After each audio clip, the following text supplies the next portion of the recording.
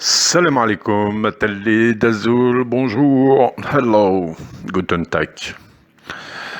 Alors, donc là, je vais essayer de vous donner des réflexions comme ça sur des pistes de solutions au conflit, à la guerre du Maroc et du Sahara occidental.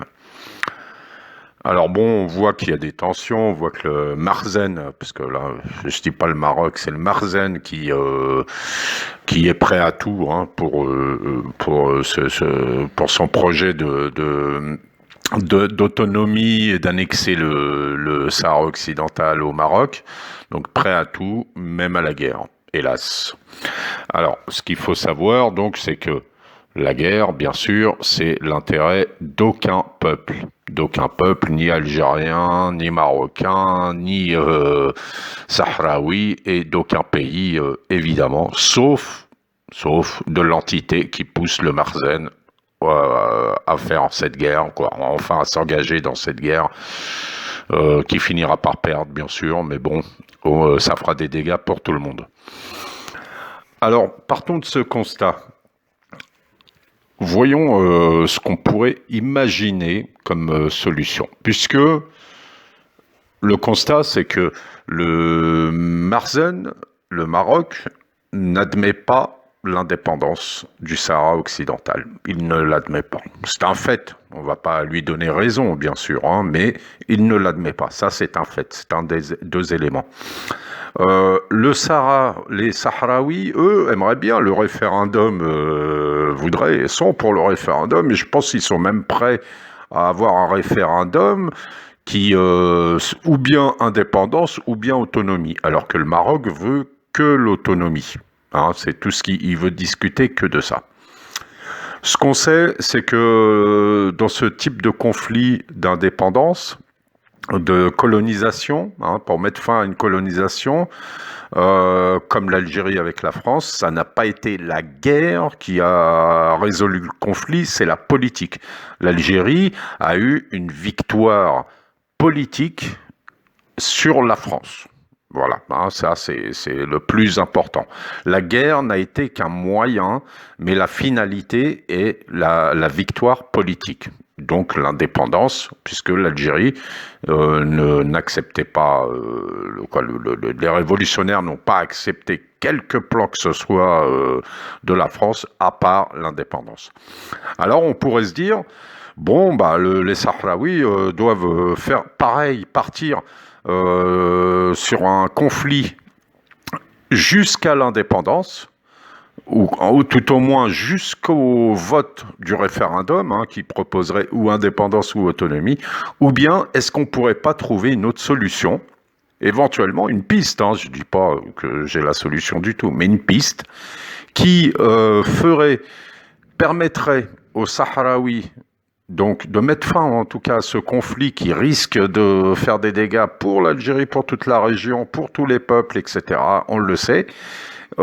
Mettre fin à ce conflit qui permettrait donc aux Sahraouis de vivre en paix enfin, de retourner dans leur pays, pour ceux qui sont réfugiés depuis 40 ans à Tindouf, et qui permettrait au Maroc, aux Merzen et même aux Marocains, au peuple, parce qu'il y en a beaucoup qui sont convaincus, de sauver la face dans un premier temps. Alors, voyons ce qu'on peut imaginer. Alors pour ça, je vais vous parler d'une île dans les Caraïbes qui s'appelle Puerto Rico et des États-Unis. Alors cette île, elle a un statut spécial par rapport aux États-Unis.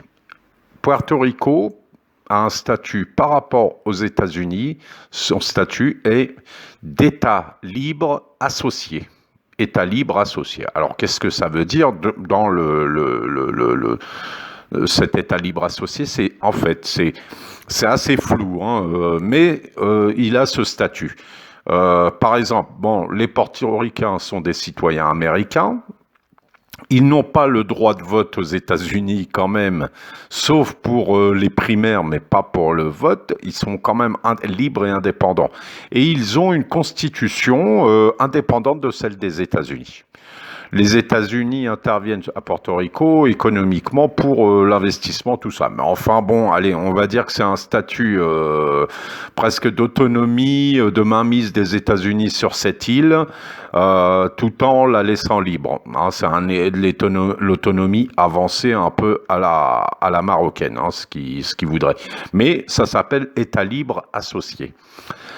Alors, ce qu'on pourrait imaginer pour le Sahara occidental, ça serait d'établir un compromis avec le Maroc sur la base d'un État sahraoui libre et associé avec une constitution démocratique, indépendante de celle du Maroc.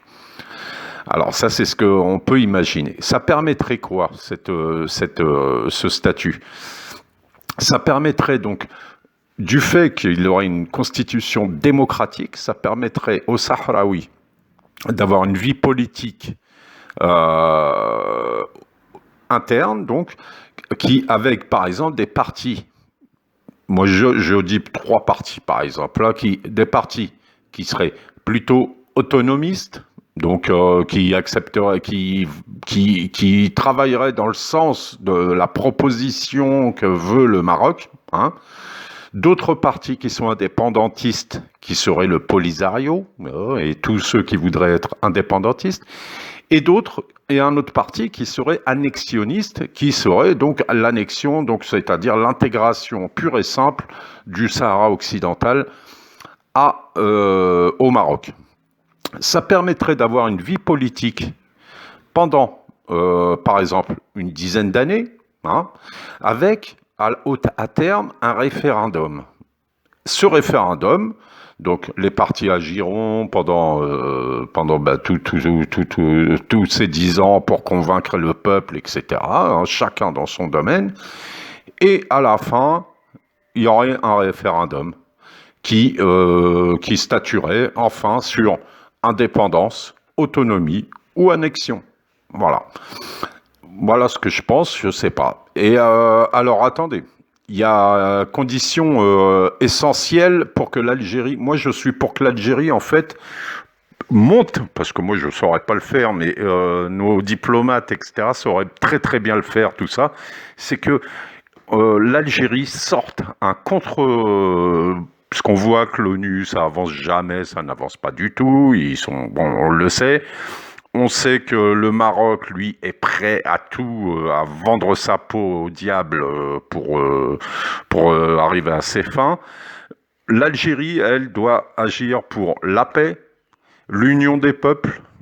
Nous sommes tous musulmans, et même si on n'est pas, il y en a qui sont pas musulmans dans les pays de l'Afrique du Nord. Bon, c'est pareil, hein, quand je dis musulmans, on est tous êtres humains, en fait.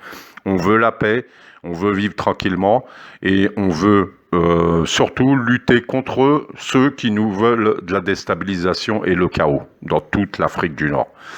Donc pour ça, avant de la base donc d'un tel accord, ça serait que le Maroc, moi j'ai toujours dit, qu'il y ait une union des pays d'Afrique du Nord, un jour ou l'autre, comme l'Union européenne. Il faut avant tout la base de tout, c'est pas l'économie, c'est la géopolitique. L'Union européenne, ils sont tous dans le camp de l'OTAN. Ils sont tous dans le même camp. Il y en a pas un qui est avec le camp russe, chinois, etc., et l'autre avec les États-Unis, le côté occidental. Ils sont tous dans le même camp.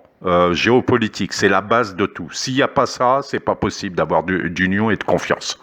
Donc pour ça, il faut que le Maroc, ce projet de l'Algérie qu'elle doit faire, c'est le présenter et qu'il soit à l'adresse principalement du peuple marocain. C'est les peuples qui influencer, proposer une solution au peuple, tous les peuples d'Afrique du Nord. Donc le peuple marocain, on lui propose une rupture de leur pays avec l'entité. Ça, c'est clair. Revenir sur cette union diabolique.